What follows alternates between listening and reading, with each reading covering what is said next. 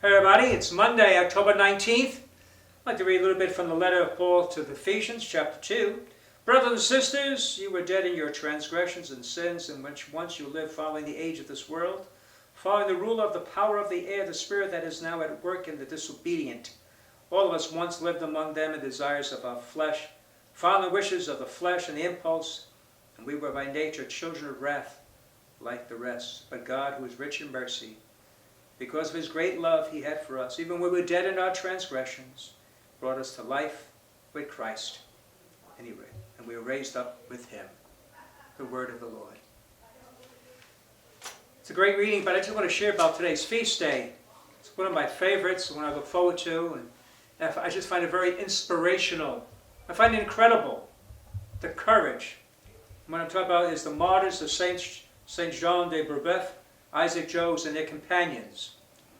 They went up in the mission country up in Quebec, I think even upstate New York as well.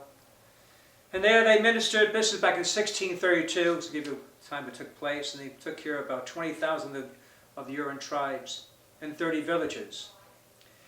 The missionaries didn't have it easy, they suffered from the cold and the heat, and naturally they were not accustomed to the Huron culture. In fact, when they arrived, the Jesuits, with their black robes, the long robes, the children ran to their mothers afraid that they were sorcerers. And in their own superstitious mind, they were blamed for the smallpox epidemic. And yet, they strived to bring the faith to the native people, educate them, teach them in medical and agricultural skill. They found schools and catechism, language. Anyway, they came later and they worked, and lay people, Rene, his name was Goupil, and John de Lalande, lay missionaries, all right? They worked without pay. How about this fellow, Charles Garnier, sometimes walked 40 miles to baptize one child. I'm not sure if I drive 40 miles to baptize a child. You know that? I mean, maybe I would, but I'm just saying, imagine that to walk 40 miles for one child, such the zeal that they had. And they converted about 2,000 to the faith there in Quebec. And then all of a sudden the Iroquois, who were enemies of the Huron tribe, who resented the French, captured and tortured the missionaries. Rene Goupil was tomahawked while trying to baptize a baby. Anthony Daniel was at Mass when the Iroquois attacked, shot arrows at him and threw him into the fire. Isaac Jogues was made a slave under harsh conditions. He was tortured. In fact, his left hand was mutilated. And that time, if your fingers were not able to hold the host of the chalice, you could not say Mass. But Pope Urban VIII, he said, because of what he suffered so much, he allowed him the permission to say Mass.